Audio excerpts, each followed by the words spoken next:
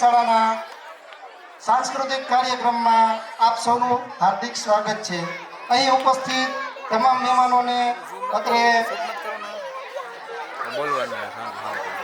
આપણે વિનંતી કરીએ કે તે દીપ પ્રાગટ્ય કરે।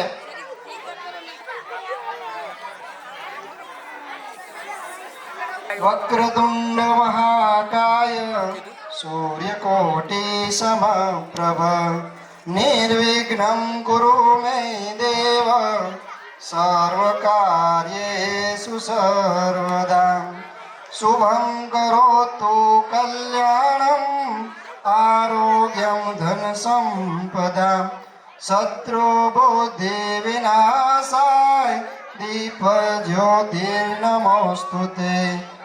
અત્રે દીપ પ્રાગટ્ય થઈ રહ્યું છે ત્યારે આપણે તાળીઓથી વધાવીએ।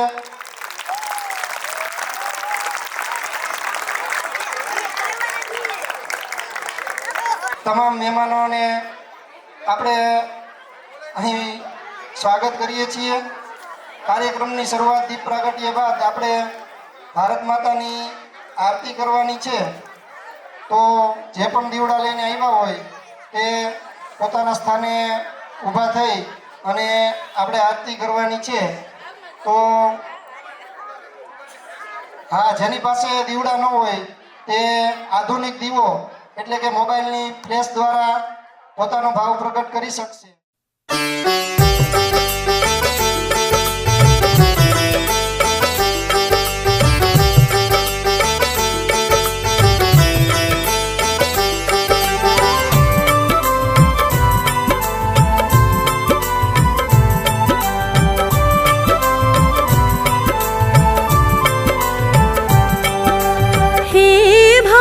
माता तेरी आरती उतारूं, हे भारत माता तेरी आरती उतारूं, आरती उतारूं मैं तो तन मन वारूं, आरती उतारूं मैं तो तन मन वारूं, हे भारत माता तेरी आरती उतारूं, हे भारत माता तेरी आरती उतारूं।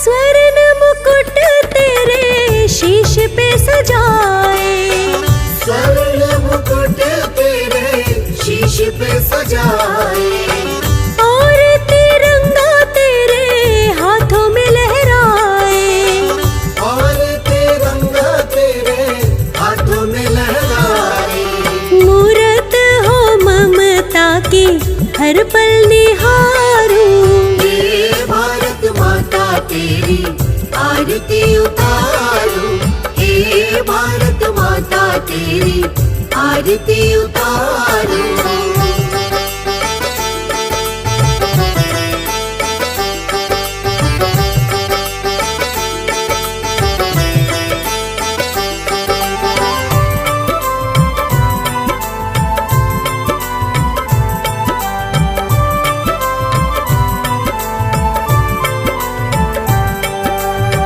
मंत्र मुग्ध करता तेरा रूप ये निराला, मंत्र मुग्ध करता तेरा रूप ये निराला, हीरे मोती जड़ी हुई पहनी है माला, हीर मोती जड़े हुई पहनी है माला, चरणों को तेरे मैं तो निस दिन पखारूं, हे भारत माता तेरी आरती उतारूं, हे भारत माता तेरी आरती उतारूं।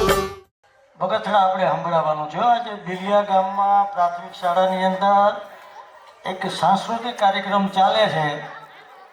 બગથડાને ખબર પડવી જોઈએ। ભારત માતા की ધન્યવાદ બાળકો।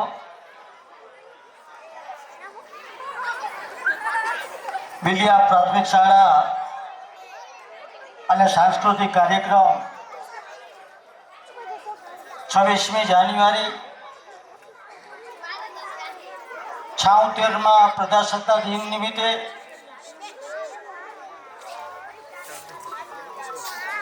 આજે પ્રાથમિક શાળાની અંદર રંગારંગ કાર્યક્રમ થવાનો છે. આ કાર્યક્રમમાં ઉપસ્થિત અમારી સાથે પધારેલા અમારા પાર્ટીના અધ્યક્ષ અરવિંદભાઈ, નવનિયુક્ત અધ્યક્ષ વિશાલભાઈ, જિલ્લા પંચાયતના સદસ્ય આ વિસ્તારના ગામભાઈ, બાજુના ગામના નાની વાવડીના વતની અને જિલ્લા પંચાયતના સદસ્ય એવા જયંતિભાઈ, તાલુકા પંચાયતની આપણી સીટના વિસ્તારના સદસ્ય અશોકભાઈ, જિલ્લાના અમારા મહિલા મોરચાના પ્રમુખ ભાવનાબેન, એવા જ અમારા અનુસૂચિત જાતિ મોરચાના પ્રમુખ બાબુભાઈ, આજ ગામના વતની યુવા ટીમમાં અમારા ઉપપ્રમુખ તરીકે કામ કરી રહ્યા છે એવા તરુણભાઈ, ભરતભાઈ, નિત્યેશભાઈ, તમામ મંચસ્થ મહાનુભાવો, આ સ્કૂલના આચાર્ય કાચરોલા સાહેબ તથા એમની આખી સ્ટાફગણ અને આ શાળાના વિદ્યાર્થી, નાના નાના ભૂલકાઓ, 1947માં આ દેશ આઝાદ થયો અને આઝાદી પછી 1950ની અંદર 26મી જાન્યુઆરી 1950 ડૉક્ટર બાબા સાહેબ આંબેડકરે આપણું બંધારણ ઘડ્યું ને તે દિવસે આજના દિવસે અમલમાં આવ્યું એને 76 વર્ષ થયા. આપ સૌ જાણો છો, વડીલોને બધાને ખબર છે, રાષ્ટ્રીય પર્વ 15મી ઓગસ્ટ હોય, 26મી જાન્યુઆરી હોય, શાળાની અંદર ધ્વજવંદન થાય અને ત્યારે ઓલા પતાસા આવતા હતા, પતાસા વેચી અને કાર્યક્રમો પૂરા થતા.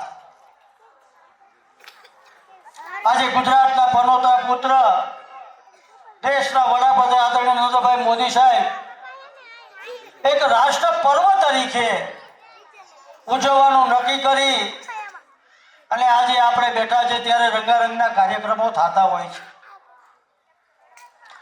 શાળાની અંદર ભણતા બાળકોને પણ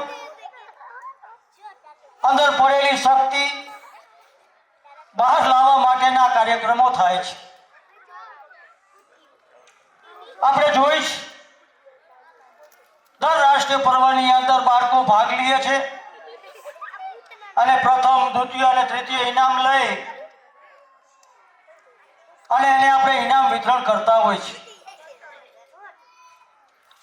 ગામડાના અને સિટીના બાળકોને સારી રીતે અભ્યાસ મળી શકે આ દિશાએ, સારી રીતે એનો બુદ્ધિનો બાહ્ય વિકાસ થાય આ દિશાએ પર્વ તરીકેના કાર્યક્રમો આવતા હોય ત્યારે આપણે બધા જોઈએ છીએ કે શાળા પ્રવેશ ઉત્સવ, ગુણ ઉત્સવ, આ ટાઈપના કાર્યક્રમો દરેક શાળાની અંદર થતા હોય છે. કારણ કે અત્યાર સુધી આપણે સાતમ આઠમને ઉત્સવ ગણી,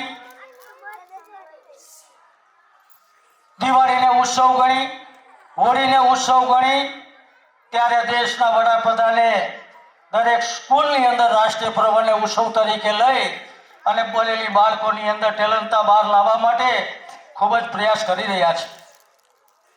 સાથોસાથ ગુજરાતના મુખ્યમંત્રી ભૂપેન્દ્રભાઈ પટેલ પણ એને સહકાર આપી અને ગામડાના બધે ભણે બાળકોને પણ આગળ લાવવા માટેને પુષ્કળ પ્રયાસ કરી રહ્યા છે.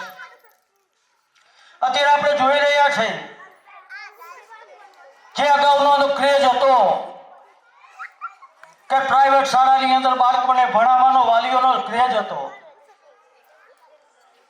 આજે દેશના વડાપ્રધાન અને ગુજરાતના મુખ્યમંત્રીને આપણે આભાર વ્યક્ત કરી કે આજે પ્રાઇવેટમાંથી સરકારી શાળાની અંદર બાળકો પાછા આવી રહ્યા છે.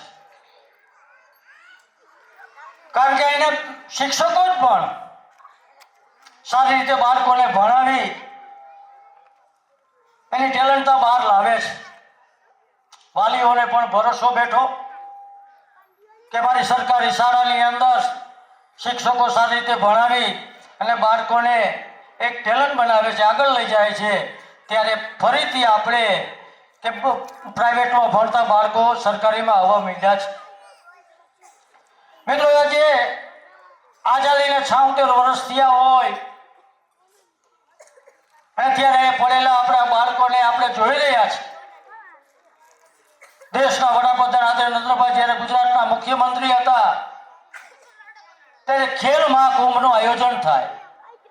શાળાની અંદર રમત ગમત રમી તાલુકા લેવલે જાય, તાલુકા લેવલથી જિલ્લા લેવલે જાય, જિલ્લા લેવલથી આપણે રાજ્ય કક્ષાએ જાય, રાજ્ય કક્ષાએથી આપણે કેન્દ્ર સરકાર લેવલે જાય અને ત્યાંથી આપણે વિશ્વ લેવલે આપણા બાળકો રમતા થયા છે.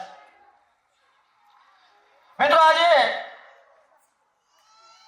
આપણા બાળકોને કોઈ પણ જાતનું પ્લેટફોર્મ ન મળે ત્યાં સુધી કોઈ શક્યતા નથી કે આપણા બાળકો આગળ જઈ શકે. ત્યારે આપણે ગુજરાત સરકાર અને કેન્દ્ર સરકાર ખૂબ જ સારી રીતે મહેનત કરે છે કે ગામડામાં વસતો નાનો ગરીબ પરિવાર પણ આપણા બાળકોને સારી રીતે ભણાવી ખૂબ જ આગળ મોકલી શકે એવી પ્લેટફોર્મ આપ્યું છે. હમણાં નવી શિક્ષણ નીતિ આવી, આની અંદર આપણા પણ જીવન જરૂરી ઉપયોગી શિક્ષણ આપવામાં આવે છે. અત્યાર સુધીના આંકડાથી આપણને શિક્ષણ મળતું હતું, પણ અત્યારે આપણે જોઈ રહ્યા છીએ કે આપણા બાળકો એટલા બધા ટેલેન્ટ થતા જાય છે કે આપણે વિચાર કરતા થઈ કે આપણો બાળકો આટલો બધો હોશિયાર છે.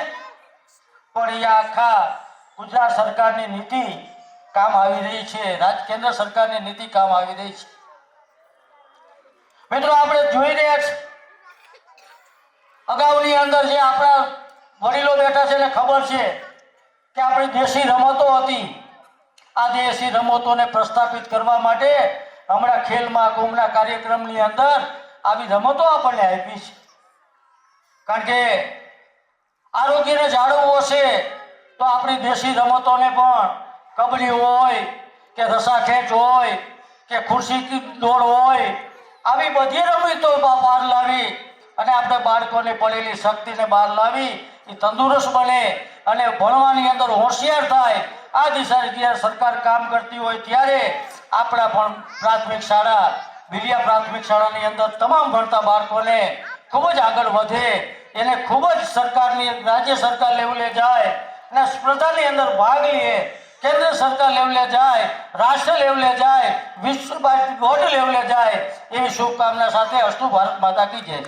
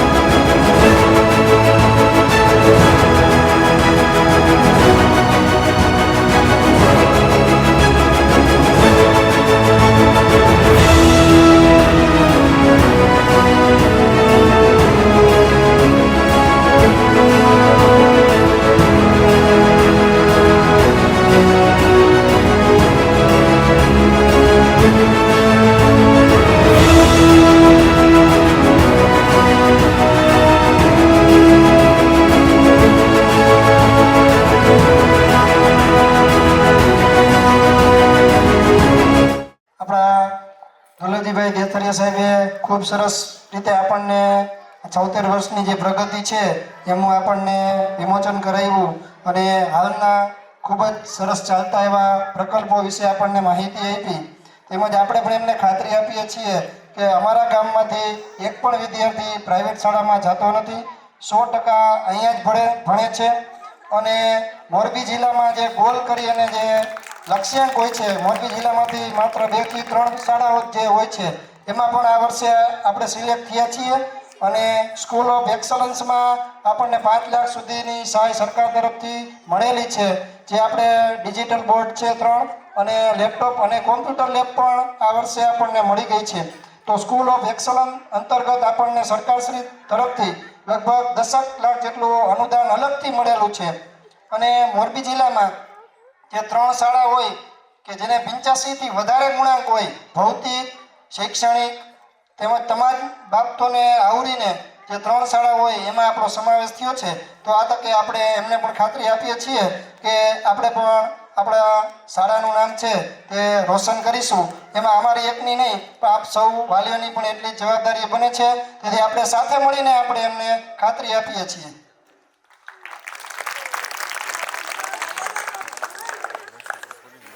ધારાસભ્ય શ્રી દુર્લભજીભાઈ તથા અહીંયા તમામ ઉપસ્થિત મહાનુભાવો, તમામ ગ્રામજનો, વિદ્યાર્થી ભાઈઓ અને બહેનો, અત્યારે સાહેબે વાત કરી અને અંદર અમે જ્યારે ઓફિસમાં બેઠા હતા ત્યારે અમને સાહેબે બધી વિગતે આ સ્કૂલની વાત કરી. એટલે દુર્લભજીભાઈને આ વાતની માહિતી મળી ત્યારે ખરેખર આ વિસ્તારમાં આ પ્રાથમિક શાળાએ ગૌરવ લેવા જેવી બાબત અમને ધ્યાને આવી. એટલે દુર્લભજીભાઈની ઈચ્છા એવી છે કે બિલિયા પ્રાથમિક શાળાના જે પ્રકારે કાર્યક્રમો થાય છે અને હમણાં સાહેબે વાત કરી એમ છેલ્લા 10 વર્ષમાં એક પણ વિદ્યાર્થી આ ગામનો પ્રાઇવેટ સ્કૂલમાં નથી ગયો. જોરદાર તાળીઓથી આ શિક્ષક ભાઈઓને વધાવો. શિક્ષક ભાઈઓની મહેનત થકી આ જ્યારે શક્ય થયું છે ત્યારે ધારાસભ્ય તરીકે દુર્લભજીભાઈને પણ ગૌરવની લાગણી થાય. એટલે આપણા આચાર્યશ્રી તમામ શિક્ષકો વતી આપણા ધારાસભ્યશ્રી આચાર્યશ્રી કાચરોલા કિરણભાઈને શાલ ઓઢાડી અને એમનું સન્માન કરવા માગે છે. તો હું કિરણભાઈને વિનંતી કરું કે અહીંયા પધારે અને ધારાસભ્યશ્રી દ્વારા સન્માન સ્વીકારે. આપણે એમને જોરદાર તાળીઓથી વધાવીએ. મિત્રો, તમામ સ્ટાફના આવી જાઓ. આ સ્કૂલના તમામ શિક્ષકો અહીંયા આગળ આવી જાય. ધારાસભ્યશ્રી આપણે ફરીથી જોરદાર તાળીઓથી તમામ શિક્ષક ભાઈઓ બહેનોને આપણે વધાવીશું.